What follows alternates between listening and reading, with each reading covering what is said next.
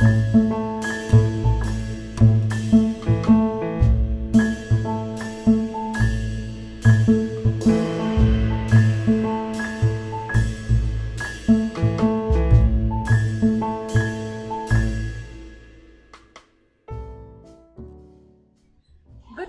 I am Nivedha and we are in Chennai right now, a cultural hub for performative arts. One such performative art is music, a powerful expression of sound. We are going to be talking to Mr. Augustine Paul, a seasoned musician, music conductor, and music teacher. He is a spectator of the past, a keen observer of the present, and has an interest for the future of music. Without further ado, let's talk to Mr. Augustine Paul. So when I came to Chennai, I had a dual purpose. I was a sports person also. So my time was split between music and sports, and of course job. But I had a good opportunity to do music as I have been doing in my college days and school days in the church and all that. So I continued doing that.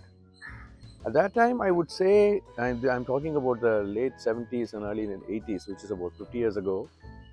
It was more to do with the individual musicians, like great musicians were there. They had their own choirs and they had their own classes at home. So if you ask me, that time we had enough number of teachers who were training students for exams, piano and violin, like this, individuals who done really a great job at that time. There were no music school concept at that time, though we had musicals and Harmonia School of Music by Mr. Abdul Sattar and all this, but it was revolving around individual musicians and senior musicians. And there were many choirs in the city. That was the highlight of Chennai. Because in India, if you go and check, Bombay is one place where we have choirs. Apart from that, many choirs are in Chennai only. And Bombay choirs gather only during seasons, for instance, Christmas season like that. But Chennai choirs used to function through the year. So that is one thing which attracted me. So I was very much into choral music. I became part of the Madras Musical Association, which is a very, very old organization, which is now around 135 years old now.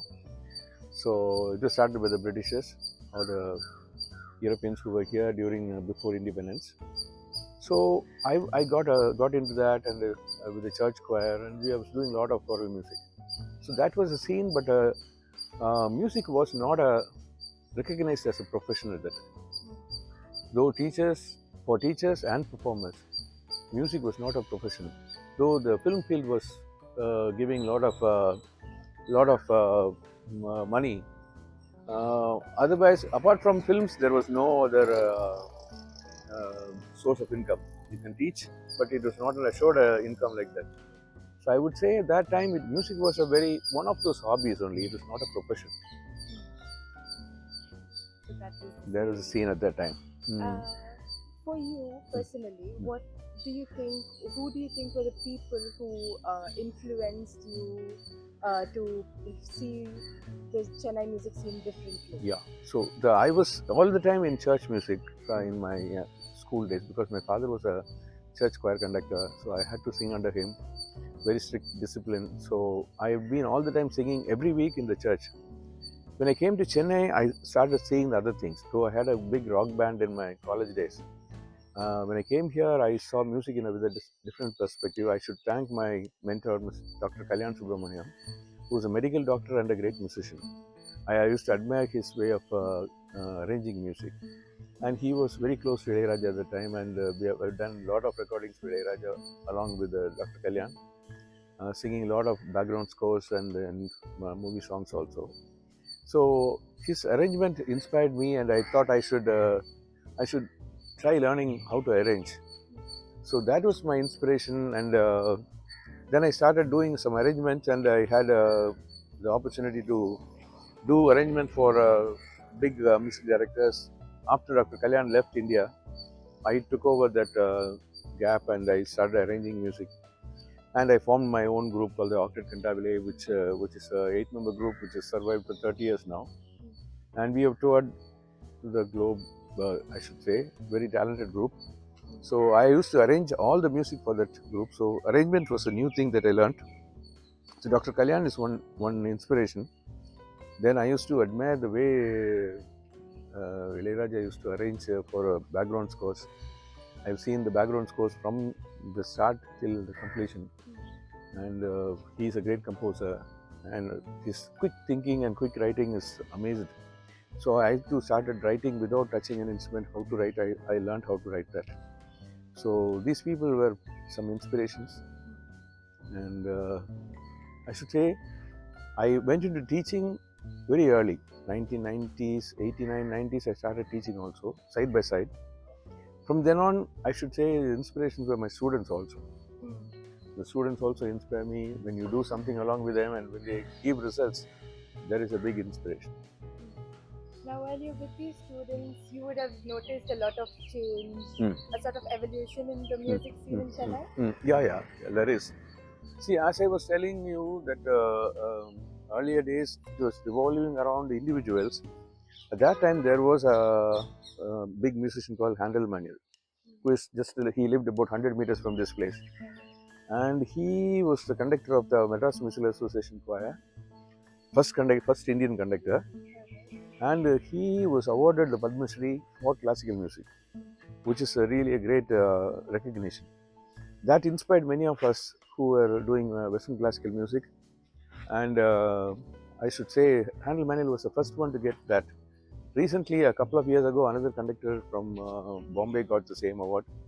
So I should say that from individuals, and the choirs revolved around the individuals. When they left, the choirs died. So now there are institutions, the schools have come, music schools have come. Now, unlike those days when the schools, even if they were revolving around individual names. Now schools are getting recognized. They say this school is doing well. This school. They don't talk about the teacher names.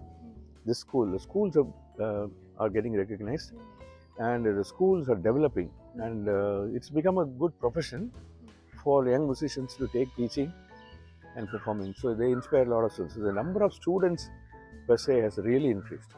I remember those days there may be about 200, 300 students taking exam every year. Once a year. There is only October, November, there will be exams. Now there are close to 3,000. So it is multiplied 10 times. 3,000 people taking exam. One reason I would quote is the introduction of keyboard exams. The keyboards, which was not available those days, the instrument itself was a new one, and that becoming available to the public, and Trinity College coming up with a syllabus to examine that instrument really caught on. So because the keyboard is one instrument through which you could enter commercial music. The piano is not such. Piano is a little pure Western classical instrument. So through that, coming to a commercial music is a little circuitous. Whereas this instrument, keyboard, opened the avenue for many people. So through the keyboard exams, there are so many students. Then the main thing I would say is the media. They see young performers, the music directors coming on the screen, and they see how people adore them, and there are a lot of, and the new concept of competitions, which was not there those days. It's only concerts.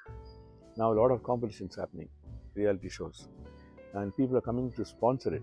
So young children get involved in it. I know this the kind of competitions that happen in all the TVs now. The people are willing to stay away from school for a year, compete. These competitions have really raised the bar. It's made them to sing better. So the competition really helps the art to mature a little more. So there's a lot of money involved in it. So good trainers and good inputs are coming.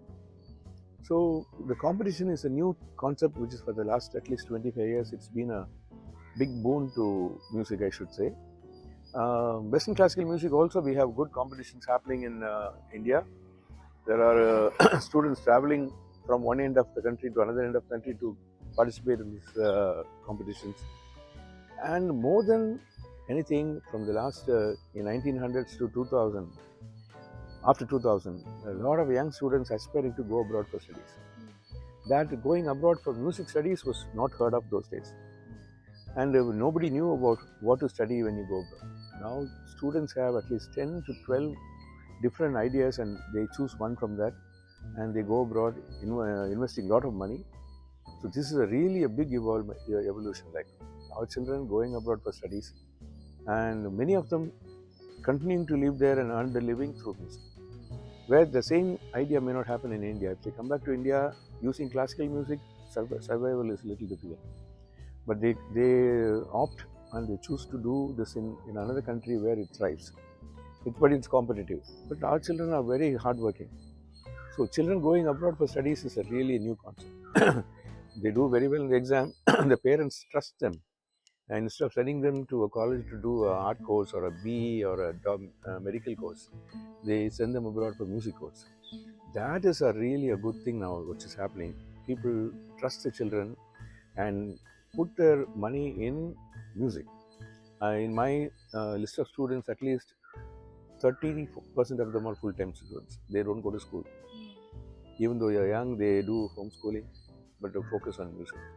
That is a really new development which is catching on because of the fact that some of the young musicians who came to the limelight, like Lydian and all of them, they did this sitting at home and employing most of the time doing music, which inspired many, and the parents also believed, okay, we can do that. So that is really a good thing now because a lot of young musicians, whatever we achieved or my peers achieved in their teens, now children are achieving before they become teens. 11-year-old, 12-year-old, they are able to achieve what we achieved in 1920. And that is really, I've seen this happening in sports. So they say in Eastern European countries, they make the young artists to become excellent at the age of 12, 13 itself, like gymnasts and ballet artists, everybody.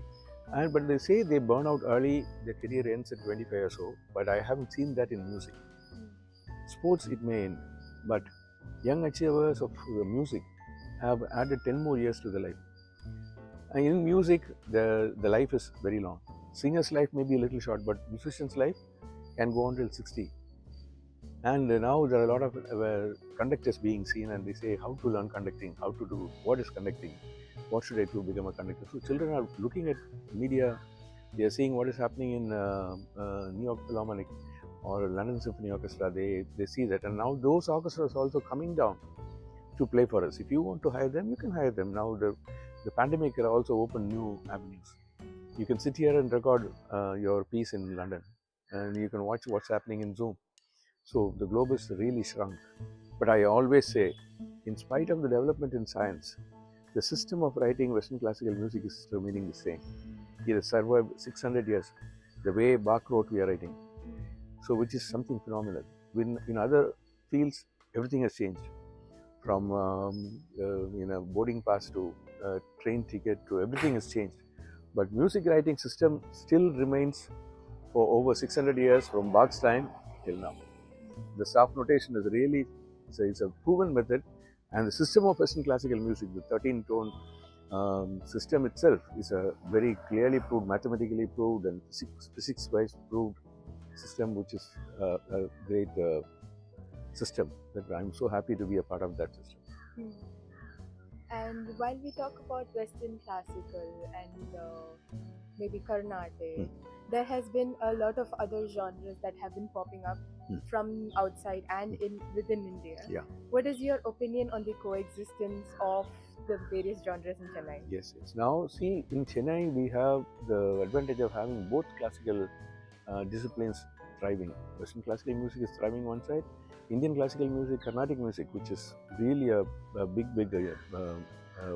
genre of music, which is can compete with anything in the world and very closely compete with jazz. That system, the Carnatic music system, is really a big one in India. We can be proud of, and the seat of Carnatic music is Chennai, Mylapore. So those people who have been very conservative all these years, now they are opening up.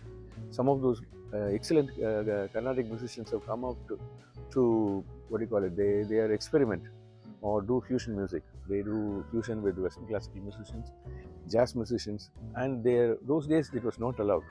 It was a pure form. They never mixed with anybody. Nowadays they are opening up, and for instance, old film songs are really gems. Now these old film songs are coming back, though be it Collywood or Hollywood or Bollywood. They are giving a different dimension by using it in a form of a band form, which is really appealing to the young listeners. while the old listeners still have their old song in mind, but the young listeners have a different form. They really love it. So there is innovation happening. And fusion is a very important thing that is happening now. And usually those days, fusion means you are an exponent of one form of music, and the other form you delve into is not your area.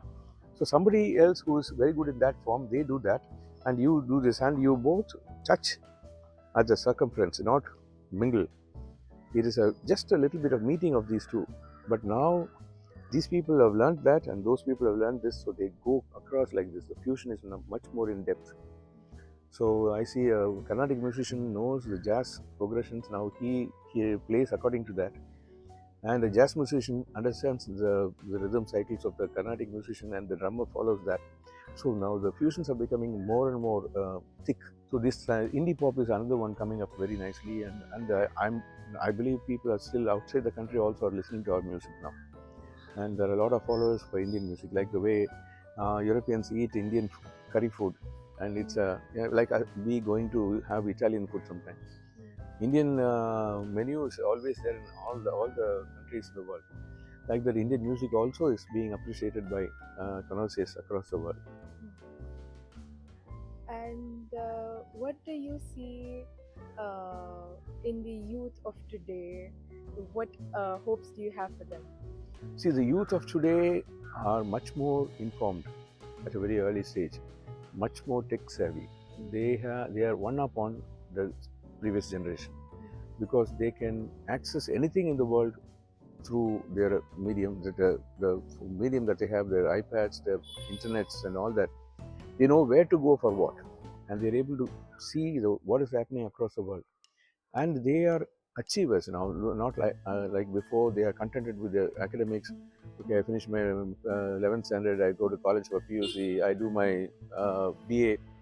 No, they want to achieve much more. What more? So they are eager to do much more work, and they are able to achieve also. So they are much more informed, and their ideas and things like that, we have opportunities for that to blossom also.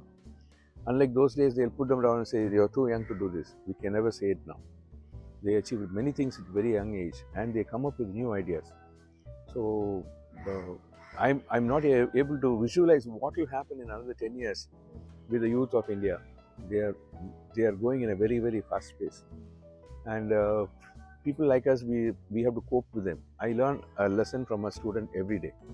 Something new that a question that they ask triggers some new idea, or they clear some new area for us. Like this, the students keep informing us about something new. So I see that music is as important or as good as sports or career in their academics. Music has also become a very big career now. Now what we need is, there are a lot of stages happening where you can go and perform.